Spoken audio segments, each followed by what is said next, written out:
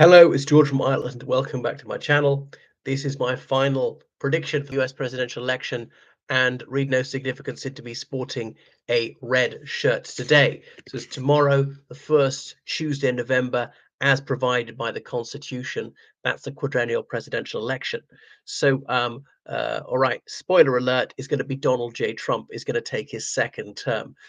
So far, the second president ever since Grover Cleveland to lose an election and then come back a term later. But I predict that he will die in this presidential term for natural causes, if not be incapacitated. So really, J.D. Vance is going to finish off his presidential term. So the popular vote is going to get 48%. He's going to lose the popular vote again.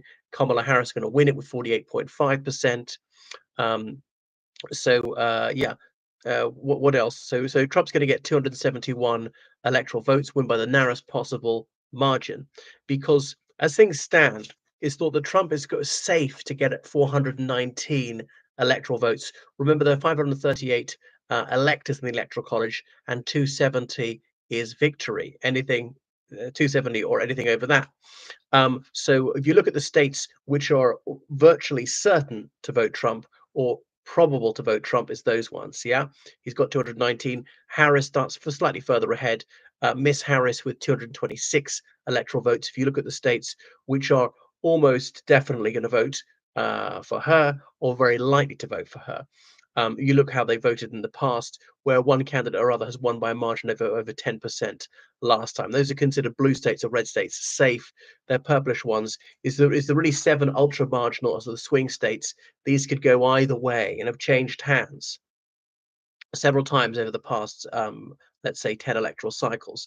They are Nevada, which carries 6 electoral votes, Arizona, which carries 11, North Carolina, which carries 16, Georgia also 16. Those are the Sun Belt states, a bit further south, spread east to west. Okay, and then the Rust Belt states further north, post-industrial states, Wisconsin, which has got 10 electoral votes, Michigan, which has got 15, and the big daddy of them, Pennsylvania, which has got 19. Okay, despite Joe Biden growing up in Scranton, Pennsylvania, he never hesitates to remind us of that. Nevertheless, that state voted red under Trump. Your path to 70. There are numerous ways that Kamala Harris could do it. She just needs to gain another 44 electoral votes from where she more or less is at the moment. She could be Pennsylvania plus Georgia and Arizona, or Pennsylvania, North Carolina, Arizona, Pennsylvania and North Carolina, Wisconsin, Pennsylvania and Georgia or Wisconsin, or it could be Georgia, Michigan and North Carolina, Georgia, Pennsylvania, North Carolina. She can do it without Pennsylvania, or she could do it, Georgia, Michigan, and let's say Nevada and Wisconsin. Pick up some of the smaller ones, and she can do it with 3 states quite easily, right? Um, and Trump is a bit of a harder task because he needs to get 7 more electoral votes from where we're almost sure he's starting. Is we look at the states where it's a racing certainty that the Republican ticket's going to win. So Georgia, Pennsylvania, and North Carolina, 3 biggies, or Pennsylvania, Georgia, and Michigan, or Pennsylvania, Michigan, and North Carolina. Or instead, if it's not Pennsylvania at all, it could be North Carolina, Georgia, and Michigan, be enough to get him 51, yeah, and so on. If it's if it can be 4 states or more, leaving out some of the biggies like Nevada, Arizona, Wisconsin, and North Carolina, and so on. So multiple paths to 2 victories, But anyway, I'm going to call it. Looking at the swing states, I reckon he's going to win Nevada by 1 percentage point. He's going to win Arizona by 2 percentage points, and he's going to win North Carolina by 2 percentage points. If you look where the electoral polls are, I was sure he was going to win. Well, not sure. I was giving him a 55% chance. I'm putting that down to only 52% chance now. Trump himself says he's got a 97% chance, which is him lying as usual or being extremely stupid. It really is a knife edge. No, I'm not confident of my predictions. Be very foolish to be so. Um, yeah, and so this is going to be won by quite small margins. In some cases, 1% might be less than 1%. And Pennsylvania, I predict he's going to win by 0.1%, and that could be determinative. If I'm wrong, Harris will win the whole election. Okay, because whereas Georgia, I predict that Kamala Harris is going to win by 1%. Remember, Joe Biden won by the narrowest of margins African Americans are a significant minority there. Now, remember Donald Trump speaking up for children's rights. That plays badly in most of the country. Most of the people want to deprive children of the right to life. But in the Bible Belt, that actually boosts him. Okay, and Bible Belt, well, that would be North Carolina and Georgia in particular, southern states, less so in the other ones. Yeah, so that's one of the reasons he'll win Georgia. And he's more successful amongst African Americans than previous Republican candidates. I can't think why. In the days of George W. Bush, only 5% of African Americans who vote Republican is now about 15%. You might say it doesn't seem very much. Yeah, but it's tripled. Pennsylvania, I think, as I say, he'll ruin by the narrowest of margins. Not that the pro-life stand is helping him there; actually redounds his disadvantage. Kamala Harris win Michigan by 2 percentage points and Wisconsin by 0.5 percentage points. So there's a sort of there's this margin of error.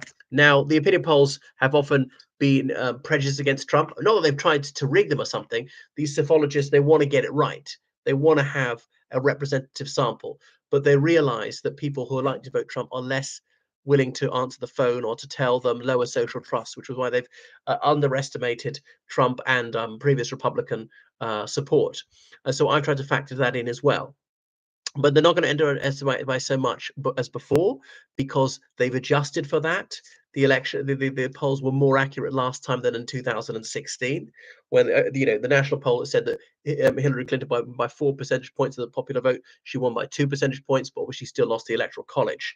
Yeah, what was I going to say? Now, this should be the Democrats for the taking, and it really reflects badly on them, but they lose it. Well, it always reflects badly on you, but particularly badly. The demographics are moving their way. They have been for the decades, slowly, but it's cumulative.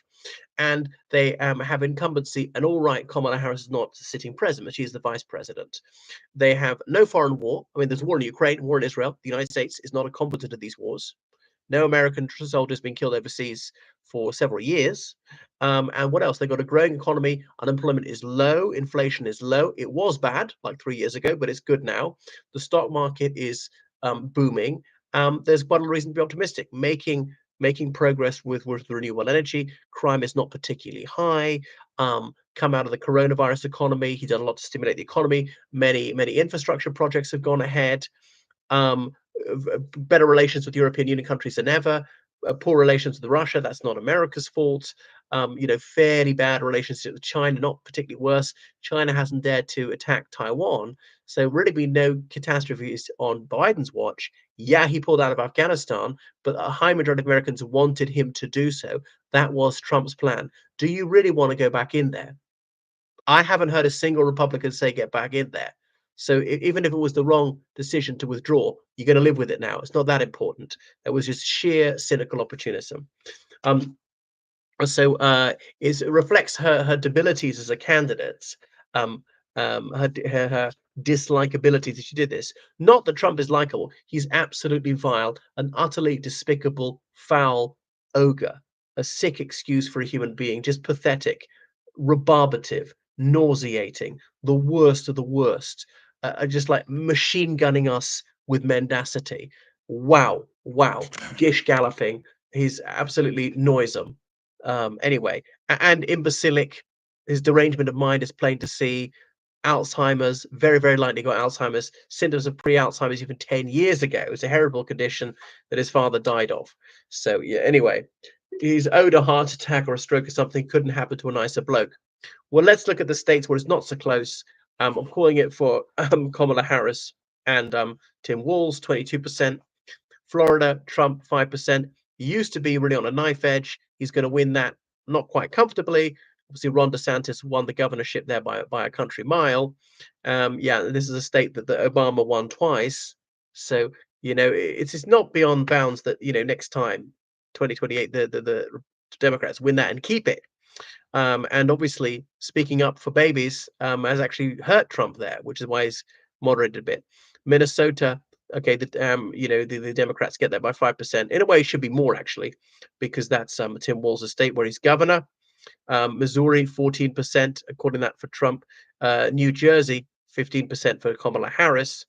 Okay, and whereas New Mexico, 5% for Miss Harris. New York State for the Harris Walz ticket, that's by a 16 percentage point margin. Ohio for Trump by 8 percentage point. Washington State, 18 percentage point margin in favor of the Democrats. And yeah, Colorado, again, so they're a blue state by 8 percentage points. Maine second district, 8% for Trump. The Maine won 20 by a 21% margin for the Democrats. This was a more urban Maine. Okay, Maryland by 26 percentage point margin for the Blues. Washington D.C. 30 percentage point margin in favor of Miss Harris, the most African American major city in the United States. Massachusetts by 26% margin for the Democrats. Hasn't voted for the Republicans since 1998. Sorry, no, not even 1988. I think 1984. Hasn't voted for the Republicans since 84. Okay, so West Virginia by Trump by 26 percentage point margin, the poorest state in the USA. Delaware by 17 percentage point margin for Kamala Harris, was New Hampshire by 40 percentage point by 4 percentage point margin for Miss Harris. Used to be quite a Republican state in the 90s. Indiana by a 16 percentage point margin for Mr. Donald J. Trump. And that was Mike Pence's state. Rhode Island by 12 percentage points for Miss Harris. Texas by 8 percentage points for Trump. Remember, it was competitive last time. It was only down to 6 percentage points. Yeah, Republicans won it, but not by the very wide margins they used to win it, like 3 electoral cycles ago. Tennessee, 20 percentage points for Trump. Remember, the Democrats used to hold that in the days of Al Gore. Long gone are those days. Vermont for Harris by 30 points. Oregon, 10% for Harris. Iowa, Trump by 5%. South Dakota, 27 percentage point margin for Mr. Trump. Wyoming, the state with the lowest population, by a 40 percentage point margin for the Trump Vance ticket. So South Carolina by 12 percentage points for the Reds, and Montana by 19 percentage points for the Reds. Utah, where the homeland of Mormonism, 26 percentage points for Trump. Not as much as it should be, really. Nebraska District 1 by 16 percentage points for Trump. Nebraska District 2 by 7 percentage points for Miss Harris. And Nebraska District 3 by 50 percentage points for Mr. Trump. So this is one of those states which is not a winner takes all system. Kansas by 6 percentage points for Mr. Trump. Alaska by 9 percentage points for Mr. Trump. And Connecticut by 15 percentage points for Miss Harris. Oklahoma, 15 percentage points margin in favor of the Trump J.D. Vance ticket. And Arkansas, okay, so there are 14 percentage point margin in favor of Mr. Trump. We shall see. It'll be a real nail biter. Trump's going to declare victory no matter what happens. There's going to be court battles for weeks. So probably, the year 2000 will be nothing on this. Thanks for watching. Make sure you subscribe on Patreon, donate on PayPal. Goodbye.